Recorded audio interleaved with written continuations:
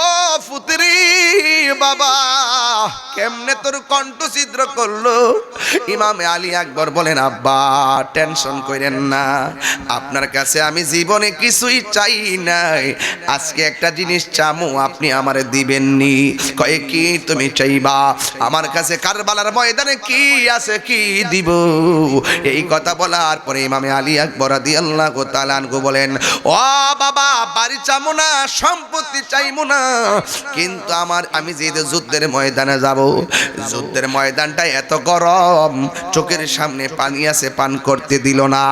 ও বাবা আমি দ্বিতীয় দফায় যুদ্ধ করতে যাব, আমার গায়ে সঞ্চারের জন্য মেহেরবানি করে আমাকে একটু গলার মধ্যে পানি দেন না, একটু কলিজাটা শুকাইয়া গেছে।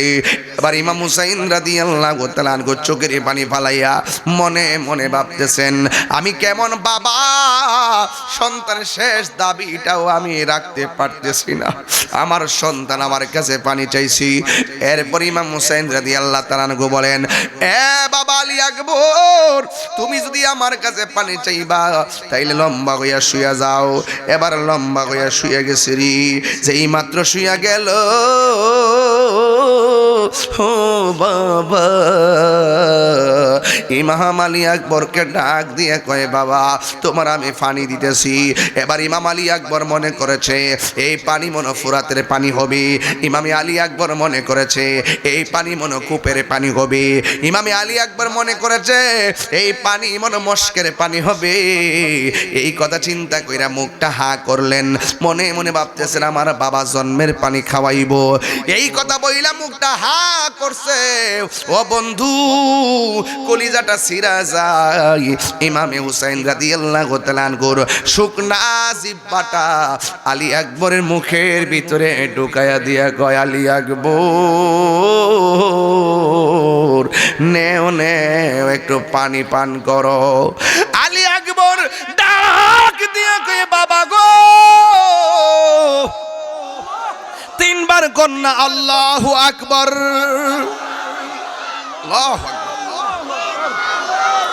কেমনে সহ্য হইল?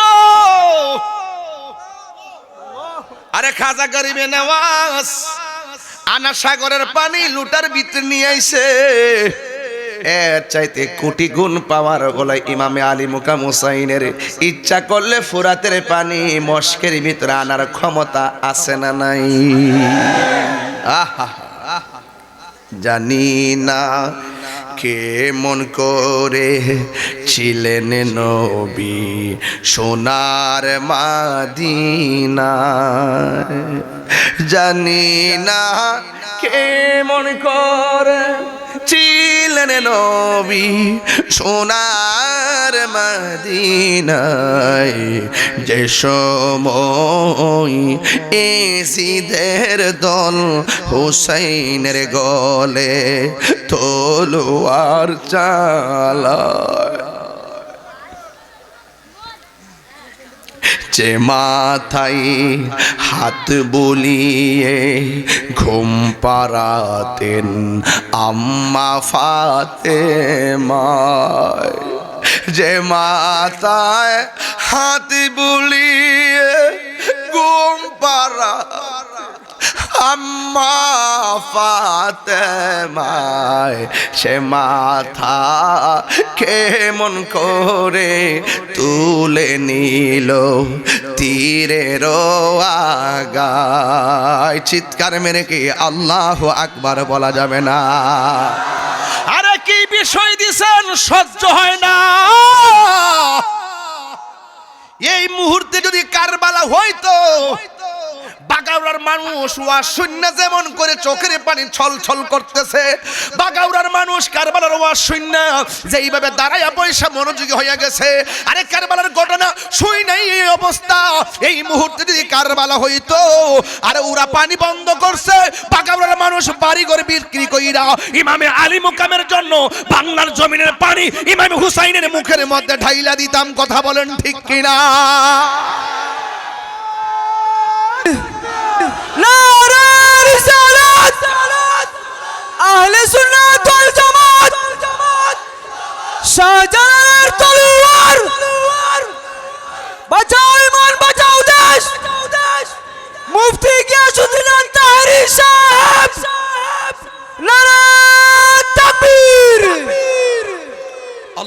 আকবার বলেন না কেন?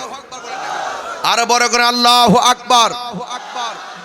আমার যুবক ভাইয়েরা, ফিলিস্তিন যখন আগ্রাসন, ইসরায়েলি আগ্রাসন চলছিল, আমি বাংলাদেশ থেকে খাবার পাঠাইছি। বলবেন কিভাবে সম্ভব? এখন তথ্য প্রযুক্তিতে যোগাযোগের মাধ্যমে সম্ভব, ঠিক কিনা বলেন? এই মুহূর্তে বদর হলে বদরে যেতাম, কথা বলেন ঠিক না বেঠিক? এই মুহূর্তে কারবালা হলে আমরা সেখানে পানি পৌঁছার ব্যবস্থা করাইতাম। কিন্তু ইচ্ছে করলে ইমাম হুসাইনের জন্য আল্লাহ পাক জান্নাত থেকে হাউজে কাউসার পানি পান করাইতে পারতো কিনা? ওরা তো মনে করছে পানি বন্ধ করছে, আসলে মূলত হাউজে কাউসার বরাদ্দ হয়েছে, ঠিক কিনা বলেন?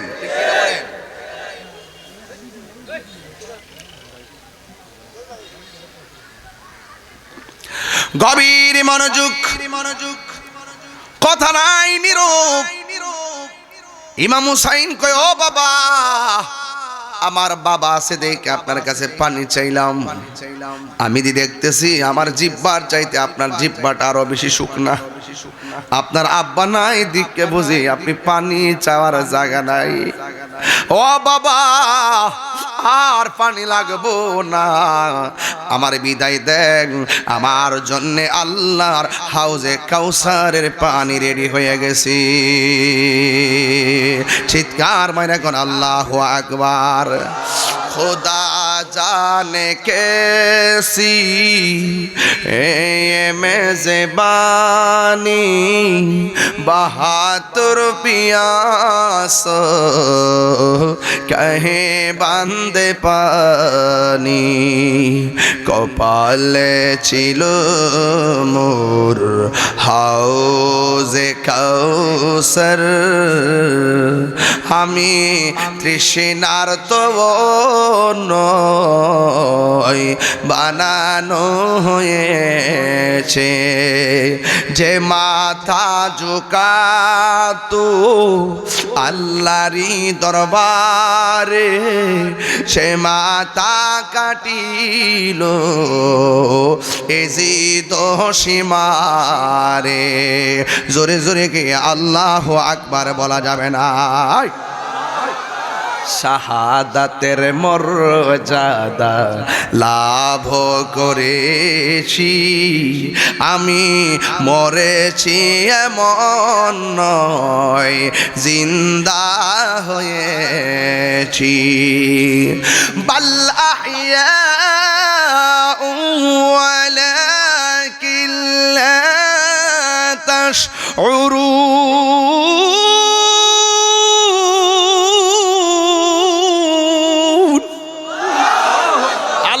যারা জীবন দেয় এরা কি মরা না জিন্দা?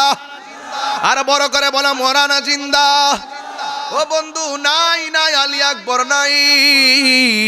ইমাম হুসাইন রাদিয়াল্লাহু তাআলা আনহু বলেন, ও শহরবানু, তোমার কাছে আমি দুইটা কথা বলি, শোনো। এক নম্বর, আমার জয়নালের কষ্ট দিও না।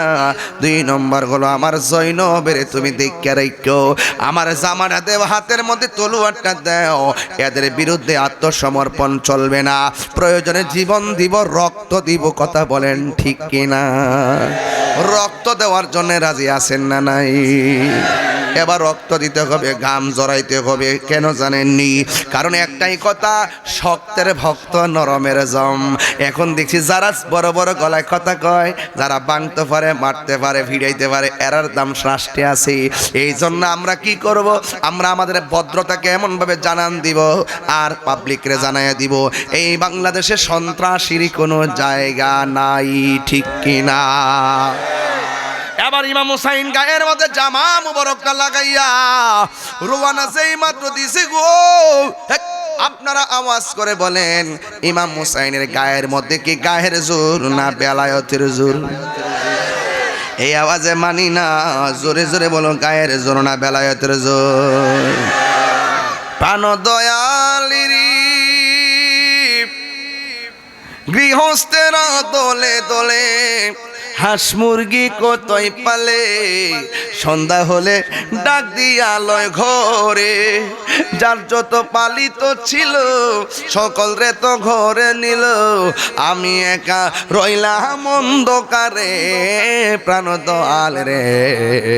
সন্ধ্যা হইল ডাকি দিলে না মোরে, জোরে জোরে কি আল্লাহু আকবার বলা যাবে না? হায়রে ইমাম হুসাইন যুদ্ধের ময়দানে গেল, সব আপনজন হারাইলেন। পেটের মধ্যে পানি নাই, চোখের মধ্যে আপনজনের রক্ত, আর অন্তরের ভিতরে হকের পতাকা উঠাইবার পিপাসা। যখন যুদ্ধের ময়দানে নেমে গেছে, ডানে আসলে ইমাম হুসাইনের সঙ্গে পারে না, বামে আসলেও পারে না, কিন্তু ওরা শেষ পর্যন্ত ঘোড়াটারে টার্গেট করলো। ঘোড়াটার পা আর শরীরে তীর দিয়া গেঁথে ফেললো। ঘোড়াটা নিস্তেজ হয়ে পড়ে গেছে। এবার ইমাম হুসাইন রাদিয়াল্লাহু তাআলার গায়ের ভিতরে তলোয়ারের আঘাত, তীরের আঘাত, বল্লমের আঘাত দিয়ে 70-72টা আঘাত খণ্ড খণ্ড হয়ে গেছে।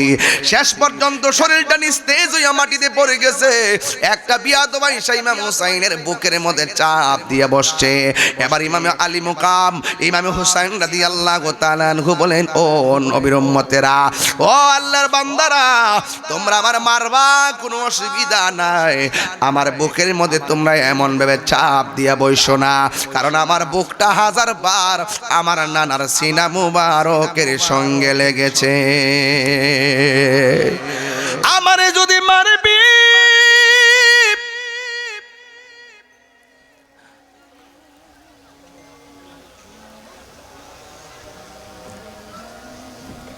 এলাকার মাইক আছে, এলাকার আছে, এ বাইরের মাইকটি বন্ধ করো। বন্ধ করছো? বাবা যান, আপনারা কি আমার কথা বুঝতে অসুবিধা হয়? বলেন, আমরা কি এজিদি না হুসাইনি? আর বড় করে বলুন, আরো বড় করে বলুন। হুসাইনিরা কি নরম না গরম? হ্যাঁ, রাস্তা ব্লক হয়েছে। আপনার মাঠটার একটু না, মাঠ তো বড়ই কিন্তু মানুষ বেশি হয়েছে। একটু চুপ থাকেন, আমি ওয়াজটা ফিনিশিং দিয়ে দিই, কারণ আমার আরো 2টা মাহফিল আছে। দৌড়ে আসছে আপনাদের মহব্বতে।